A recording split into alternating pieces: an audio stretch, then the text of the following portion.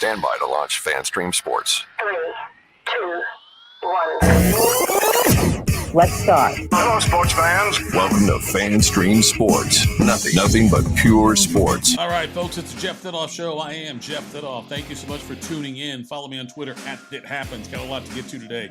FanStream Sports, by the way, powered by DSP Media. So thank you very, very much for tuning in there. And again, follow me on Twitter @ItHappens.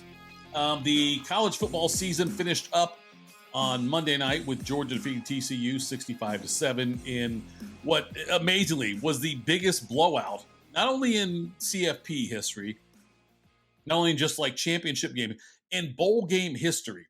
65-7, and really Georgia could have made it 85-7 if they wanted to. They dominated this game from start to finish, and it says a lot more about the Big 12 and the SEC, I think, than about Georgia and TCU. And what I mean by that is that, Georgia edged Ohio State in the semifinal. TCU beat a big Michigan team in the Big 10 also. But then they get to this. There's all this talk about, what conference is the best? Is the SEC the best conference top to bottom in college football? And really, the SEC and Big 10, they are the two best conferences and will continue to be that way for the foreseeable future. And this kind of further proved that.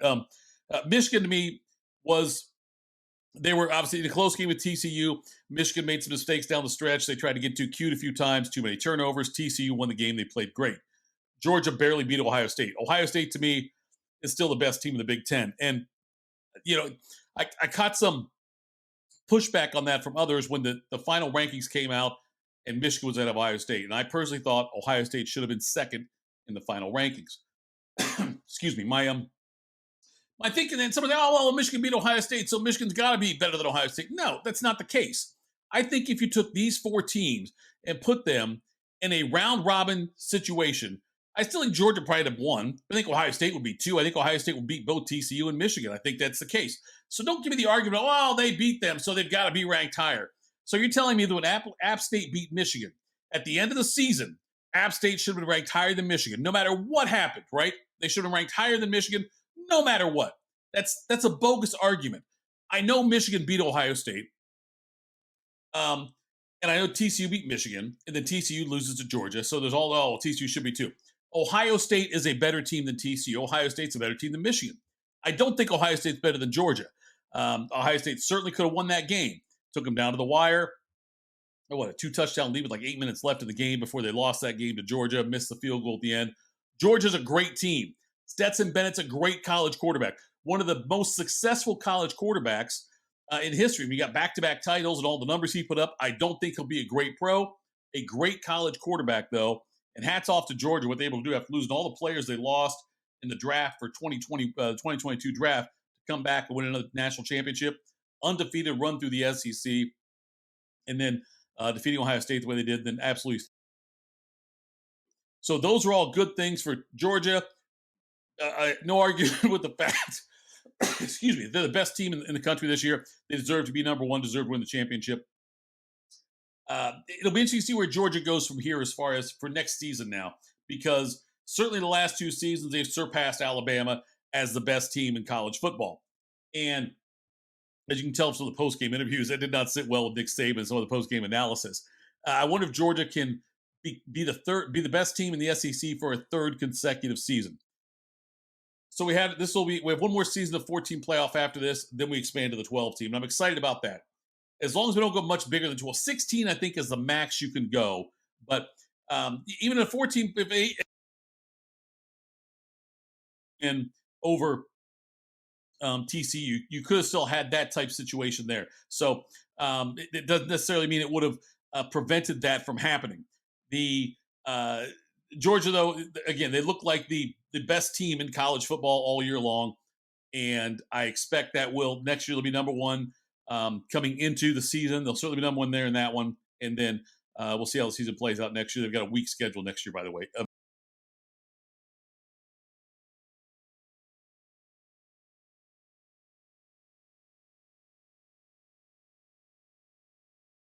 So moving on now. Let's talk about what's going on with Jim Harbaugh in Michigan. Jim Harbaugh came out and said that he said he expects. First, the report came out that he had a conversation with Carolina ownership, And it wasn't an interview, just a conversation is what he said. And he came out and said he fully expects to be the head football coach in 2023 at Michigan.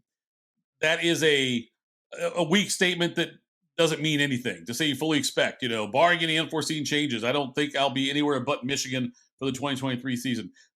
Look, Harbaugh, if he gets an offer, he's gone. He will leave Michigan to go back to the NFL. He wants to go back. I don't think that it's a money thing necessarily. I don't think Michigan said, I'll pay you this much. I don't think he would stay at Michigan. I think he wants to be back in the NFL. The differences between being an NFL head coach and a college head coach used to be significant. There was a huge difference being a college coach and an NFL coach. And that's why you saw so many times, too, college coaches go to the NFL ranks without any NFL experience and falter. And don't count Pete Carroll in that. Pete Carroll's been great for Seattle, but Pete Carroll also, remember, coached the Jets and Patriots before going back to USC and then coming back to the NFL. So you can't count him in that mix of that. You can look like Saban, Urban Meyer, Steve Spurrier, guys like that went to the NFL. Lou Holtz. Lou Holtz was the coach for the Jets. I can't remember which school he left to go, but he went to the Jets and didn't even last the whole season. He was like Bobby Petrino, also another guy, did not last a full season in the NFL before jetting back to the college ranks. So you will. So my point is, there used to be a huge difference between college coach and NFL head coach. Now it's not so much of a difference anymore because of NIL. And because you're now in the NFL, you're coaching men who have millions of dollars and they've got all these other outside interests. But in college now, with the NIL, there is so much more. And plus the free agency. The college used to have, or NFL used to have the college free agency, or the free agency thing. I'm sorry. NFL had free agency. College guys were locked in. They had to stay there. You can't leave. There's no transfer. Now the way guys can move around, college football has become just like the NFL in many ways, where you can change your roster drastically every single year through the transfer portal in college. So it's not that big of a difference. The biggest difference now is college football, you're recruiting year round and you're dealing with millionaire young kids. And NFL, you do some time off, but free agency is important. You also have a GM who does a lot of that stuff. You have an input in it, have say in it. They are making a lot of money, but they're also grown men. So there's not so much of a difference now. Almost like the NFL now is even more attractive than it was before compared to college. So Harbaugh, I think, will go. And I don't know who the next head coach for Michigan would be. I was trying to think of names I could put out there. I don't know if Michigan could do better than Harbaugh right now. The program's on an upswing for sure. But there are certain boxes Harbaugh checks that are different that are boxes that other coaches can't check. First and foremost, he's loved in Michigan. Great career there. A Schembechler guy. Understands the tradition. He is a former Michigan quarterback, come home and do well, is what it was. There's not many guys out there. No one can check that box as far as Michigan coaches go. Look at the quarterbacks they've had. There's not a former quarterback who had a lot of success, who played for Schembechler, who can come back and be a head coach. Can you find a Michigan man? Maybe. Can you find a Michigan man with Harbaugh's coaching credentials? No. And that's where the difference is in that. Michigan will try like hell to keep him, I have to believe. But they also are probably fed up with Harbaugh's constant flirtation with the NFL. He wanted the Vikings job last year, did not get it. So he came back to Michigan and said, you know what, that was a one-time thing. I'm ready now. I'm with Michigan. And now apparently it's not a one-time thing because he's talked to Carolina. He's going to talk to Denver. I think he may have already talked to Denver. Indy's going to make a play for him. So I think it's inevitable it's going to be a breakup there between Harbaugh and Michigan. I don't know who they will get that would be better than Harbaugh for that program. Anybody who ever wants to argue, switching gears a little bit, about college football players and the fact they can transfer out, it's bad, it's not right, they should have to stay where they're at. The argument for me has always been that, well, coaches can come and go whenever they want to. Coordinators can come and go when they want to, take other jobs and whatnot. And that's always been my pushback on, well, look, let college kids do what's best for them. Let them go to a situation that is best for them, that will help them thrive and get them to the next level. So obviously we see what's happening now in college football where guys can leave all the time. There's thousands of names in the portal every single year, guys that move on to other programs. And it's like I told you before, it's free agency in college football. And now Bobby Petrino.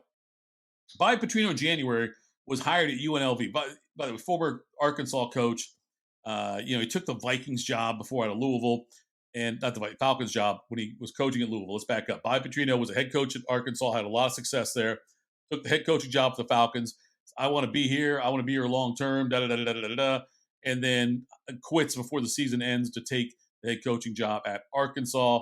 Has an incident in Arkansas where he's on a motorcycle, has an accident with a mistress on board with him, denied things first, and they were all kind of cover up. Ends up getting let go by them. Petrino's bounced around in college football a little bit now in coordinator positions. And in January, he took a job with UNLV to be their offensive coordinator. And all excited about this, Petrino, big name coach, going to UNLV in January of this year, just to be the head coach. End of December, I think, took a job. January was supposed to officially start and all that. And now Petrino's already left that job after just a couple weeks and is heading to Texas A&M for the same job. The lack of loyalty of coaches, and I'm not blaming Petrino for doing this. I think it's kind of shitty to take the job and then leave 2 weeks later. That part's kind of shitty. But I also know Petrino's trying to do what's best for him. And the offensive coordinator job at Texas A&M is worlds better than the offensive coordinator job at UNLV. He used UNLV. That part I don't necessarily care for, but he should always be looking for his next best opportunity, just like college football players should be doing as well. So I'm okay with Petrino, with a coach doing what's best for himself. I think it was choppy the way he handled it, but this is also, though, why players should be allowed to move around as they need to better their situation. So Petrino, the new offensive coordinator at Texas A&M, he does have a great offensive mind. He's put up some really impressive offenses in every stop. Maybe save for Atlanta with the NFL, which were clearly overmatched. So it's a good hire for Texas A&M as far as getting an offensive person in. It's not a good hire as far as character goes, I don't believe, but we'll see how that works out with Texas A&M. They obviously look. They're coming off a rough season this past year for them, and they need to bounce back. And Petrino can certainly help them do that. We'll see how long he's there, if he's there long term or not. All right, let's switch over to the NFL. And Lovie Smith of the Houston Texans goes into Week 18, 17th game of the season against Indianapolis Colts. The Texans lose. They will get the number 1 pick in the draft, and they clearly need a quarterback. So they will get their choice. If they lose to Indianapolis, they will get their choice of which quarterback they want to lead this franchise going forward. And Lovie Smith met with the team beforehand. There's been talk about the fact that they may make a change at the head coaching position. And Lovie Smith met with them. I'm not sure what all happened in the conversation. I do know that he did not come out of it feeling like, hey, I've got this job next year too. I can understand it's his first year on the job with Houston after they just had a 1-year guy before that with David Culley, who they let go.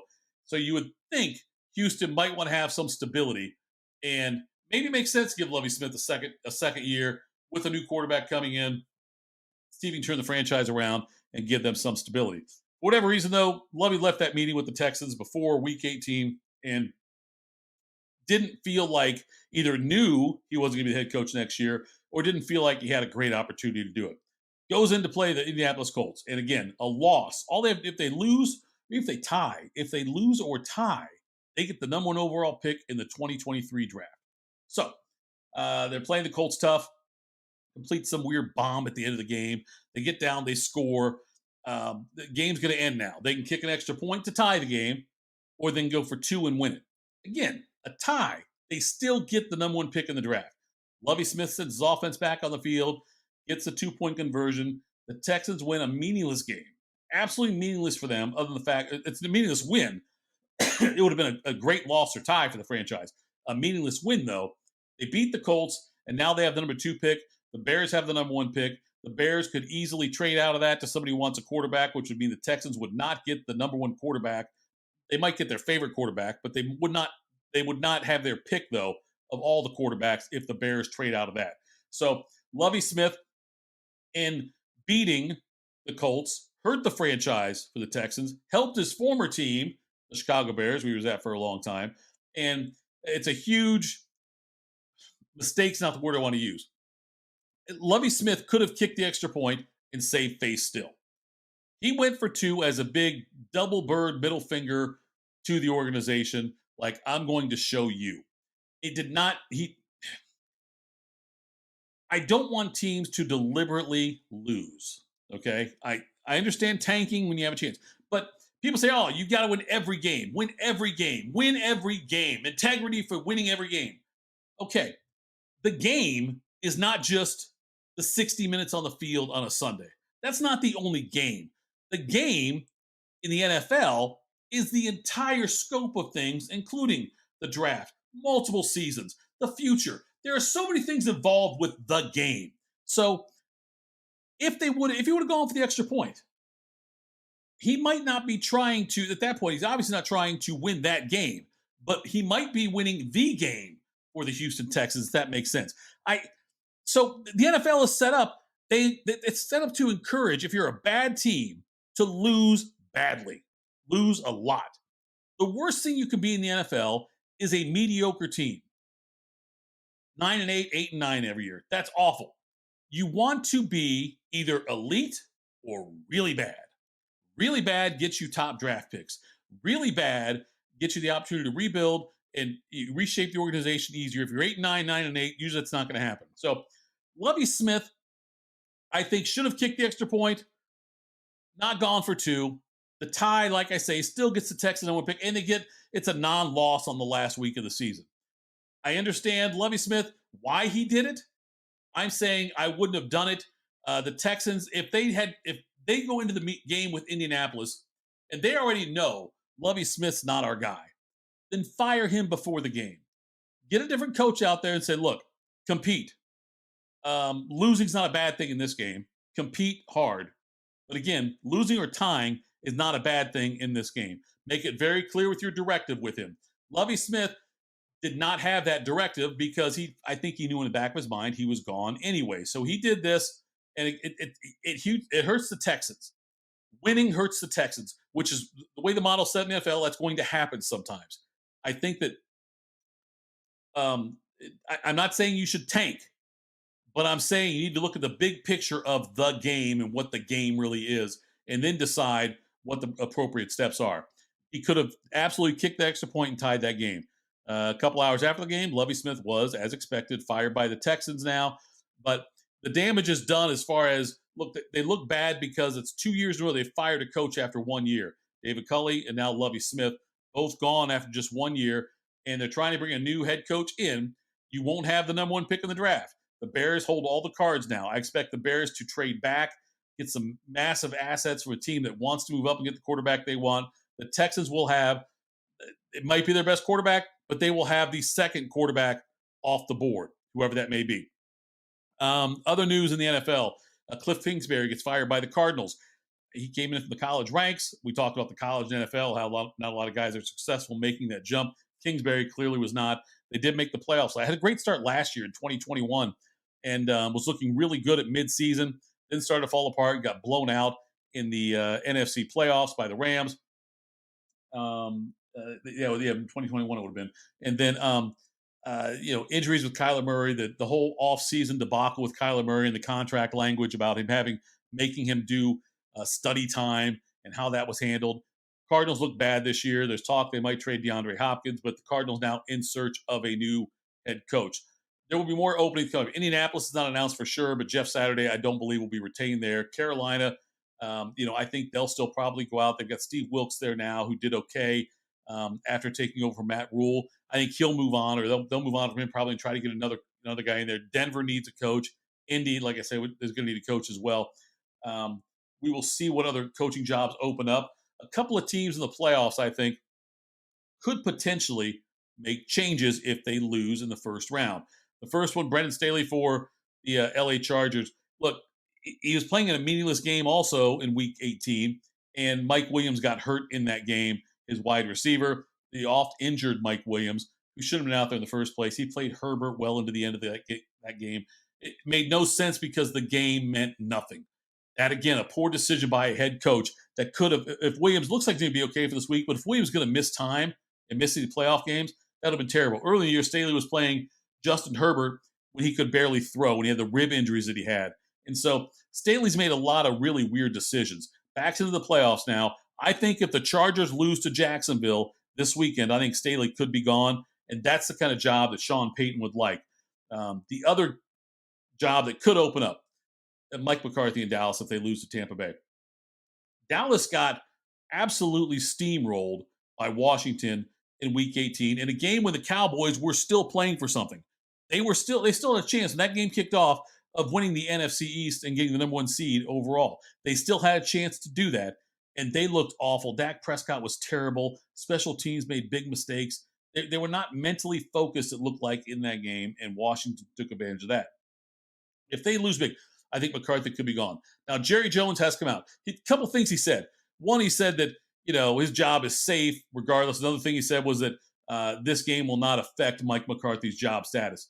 All fine and good to say those things. You can say them all you want. If they go out and get blown out by Tampa Bay, though, I think it's a different conversation.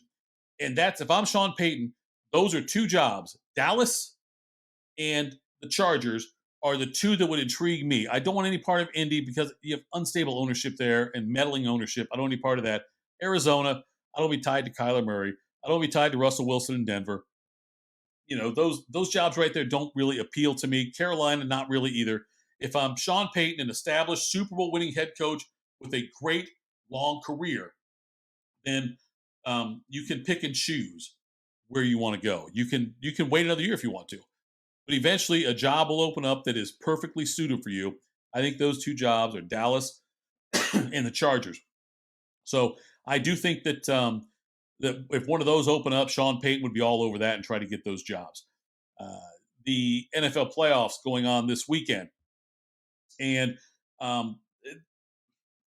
Miami backed in. They back in. They won. They beat the Jets to get in. We're not sure if Tua's going to play this week. Tua Tagovailoa battling concussion symptoms still. They play at Buffalo. Even if Tua plays, I think they're going to lose to Buffalo. That being said, I don't think Tua should play. This goes beyond football as far as his health goes now. He's suffered some scary concussions in a short period of time, too. It's not like this is over a 10-year career. He's had a couple concussions. Just like this year, a couple of very scary incidents when it came to Tua.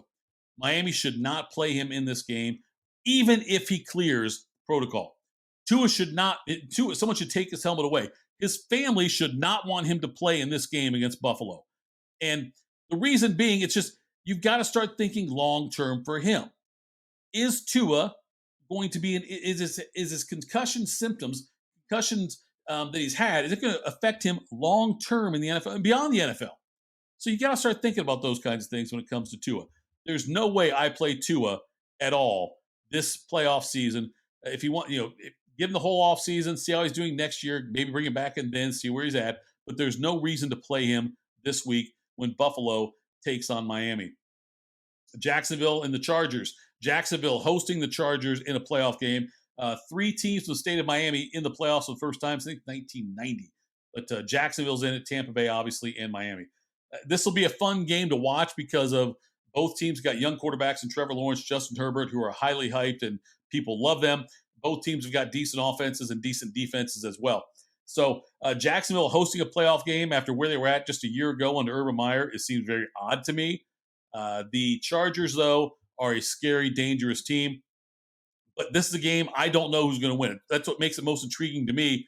One of the two games I really want to make sure I watch this weekend because I think there's a lot of intrigue with that, with the dynamics of the neither team has had playoff success in any kind of recent memory, and Jacksonville getting to host a playoff game. I'm curious what the atmosphere will be like in that game, and also how Herbert will perform, and Lawrence in his first postseason game, again, just a year after where they were at with Urban Meyer. Also, the other AFC game I really want to watch is the Bengals hosting the Ravens. That game's on Saturday or Sunday night. I think it was Sunday night to the Bengals and the Ravens. And I don't think Lamar Jackson will play. It looks like it might be Huntley back out there again, but the Bengals are playing with an amazing swagger. And even though they are not the number one seed in the AFC, they've proven and they've got the moxie of, we don't care who we're going to play or where we're going to play them, we're going to win. And this Bengals team has taken on this personality of Joe Burrow and Jamar Chase, and they've got great offensive weapons. I love the Joe Mixon, Samaje Perine combination in the backfield. Defense is playing better. They just beat the Ravens. Granted, it was a Ravens team that was depleted by injuries and guys sitting out like J.K. Dobbins getting ready for the playoffs. I think the Bengals, though, win this game. I think the Bengals get a win in the AFC. I think the Bills get a win, and the Jaguars and Chargers really a toss-up for me. Switching over to the NFC, Buccaneers-Cowboys standalone game on Monday night in Tampa. Dallas, despite having a better record, has to play at Tampa because the Buccaneers won the NFC South. Brady in Could be his last game ever. We don't know. We don't know if he'll play next year, or if it's his last game in Tampa Bay. Could be that as well. Taking on Dallas, a Dallas team that looked awful against the Commanders on this past weekend on Sunday. I think that Dallas will win the game. I think it'll be close, though. Would not surprise me if Tampa Bay won. Just like the Jacksonville Chargers game, this game is really a toss-up for me on who's going to win this one. But I think Dallas wins it, but it would not surprise me to see Tom Brady go out there and beat Tom Brady again and throw the ball around and cause problems for Dallas. Dak Prescott looked really bad. I think he was like 13 of 38 or some ridiculous number like that.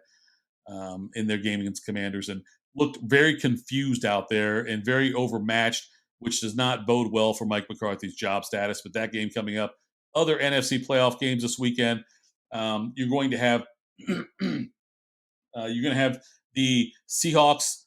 The Vikings taking on the Giants will be one of them, and the Vikings, you never know with Kirk Cousins what kind of team you're going to get. I think the Vikings win this game. As much as I've been impressed with Daniel Jones and how he's played, I still think that it is a game the Vikings will win. They'll end up being that. Saquon Barkley's had a fantastic year for the Giants, but I do think that the Vikings end up prevailing in this game.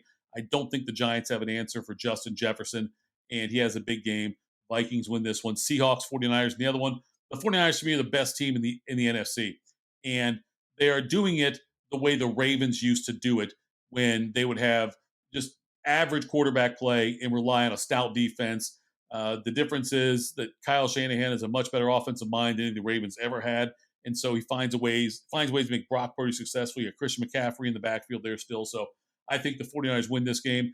I think the 49ers are the best team in the NFC, and I hope you get a chance to see like a 49ers Bengals Super Bowl. It'd be fun for me to watch that one, I believe, but we're a long ways off on that one. Buffalo, obviously the Buffalo, Cincinnati, Kansas City, they're the top three teams in the AFC in some order. We'll see how that all plays out. Aaron Rodgers of the Packers. Look, they had a chance to get into the playoffs with a win at home against the Lions on Sunday night and could not get it done. And that says a lot about the Lions, who are playing a game that means nothing to them as far as they were already eliminated from the playoffs. So good for the Lions for showing up and playing hard and ending Aaron Rodgers' season. Rodgers, after the game, he was asked for his jersey, which by Jameson, the wide receiver for the Lions. And Rodgers said, no, I think I'm going to keep this one, which led to more speculation of, well, you know, wouldn't keep a jersey after a loss, like for sentimental reasons, unless it might be your last game you ever played, which could be the case with Aaron Rodgers. I think Aaron Rodgers will do what he usually does, and that would be to be very evasive when talking about his plans going forward. I think he'll consider playing for other teams. I think that's a real possibility. The Raiders are a possibility. I don't think the 49ers are. I think the 49ers are happy with where they're at. But I think the Raiders are certainly a possibility for Aaron Rodgers reunite with Devontae Adams. So the Titans could be a possibility as well, maybe the Jets. So I think Rodgers is probably done in Green Bay. If I had to guess, I think he's done in Green Bay, not necessarily done for his career, but could be done for his career. We'll see what happens as the offseason unfolds. But Rodgers and the Packers, Rodgers especially, looked quite mortal most of this season. Last year, he signed a 3-year, $105 million deal with the Twins that had opt-outs after each season for him. It was team player options all 3 years. He could opt out after the first year, I guess 2 years, opt out after the second year, after the third year, be a free agent. So it was heavily leaned in the favor of the player, of Carlos Correa. He certainly played his first year with Minnesota in 2022, had a great year, and then opted out, as I expected he would, after that first year. Then in December, on the 13th, he signed a 13-year, $350 million deal with the Giants. The Giants were ecstatic about it. This is the piece. This is one of the, after missing out on Aaron Judge, this is the guy they really wanted, was Carlos Correa. And bring him on board. He's our shortstop of the future. He's the piece we needed. And 13 years, $350 is a huge commitment. But the Giants make it. They announce it. We're going to sign Carlos Correa. He's coming here. And then a week later, when he's supposed to sign his deal, there's the Giants postponed a press conference. There was something in the medical records that was concerning to the Giants. And then the next day, the Mets signed him to a 12-year, $315 million deal. So now all of a sudden, Correa's like, you know what, the hell with you Giants. Even though the Giants said, look, we found something here, we want to talk about it. Carlos Correa said, nope, I'm gone. and he goes to the Mets, 12 years, 315. Mets are super excited. There's not going to be any problems, the Mets said. He's our shortstop. This is what we want. He's going to move to third base because we got Francisco Lindor playing shortstop. They're friends. We're excited. The Mets needed this. This is a huge thing for the Mets. And just a couple of days later, it comes out that the Mets are a little bit concerned about the medical reports because there was a leg injury that Correa had back in 2014 as a minor leaguer. And so they still had some concerns over that. It was dealing with his ankle and right lower leg. So the Mets were like, well, let's just kind of tap the brakes on this. And there were negotiations reportedly going on between the Mets and Correa about maybe restructuring the deal somehow to where the Mets had protection if this injury causes problems for Correa. And that happened back on Christmas Eve when that report came out, that they were concerned about it through the physical they had, through all the medical reports. The Mets had some concerns about Carlos Correa. So it's been pretty silent lately. Then a few teams had reached out and had tried to talk to Correa and Scott Boras' agent about maybe making an offer to them. By the way, the Twins, after Correa opted out of the 3-year, $105 million deal, after he opted out after year one of that, the Mets offered him 10 years, $285. And Correa turned that down, took the Giants contract, and then obviously that fizzled out. Took the Mets contract, that fizzled out. Well, now it comes out yesterday that Correa is back in Minnesota, 6 years, $200 million. And again, still pending some physical things, but I got to believe the Twins, they wouldn't do this unless they were already okay with it. They had him last year. They know a lot about him. So I think this one's going to stick. But you look, Correa signed 2 years, or 2 contracts, 113, 112, one for $350 million, one for $315 million. That's $675 million contracts he signed that he never really signed, that he agreed to but never really signed. And then 665, I should say. And then now he ends up back in Minnesota, 6 years, $200 million.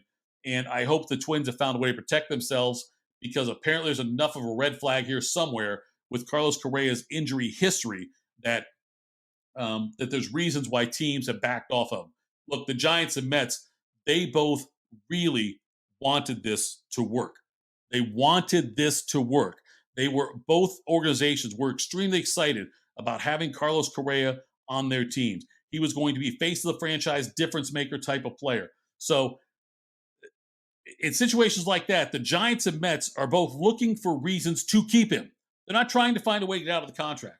They were excited they won the Carlos Correa sweepstakes. They were looking for ways to make it work. They did not want to find a reason to not make it work.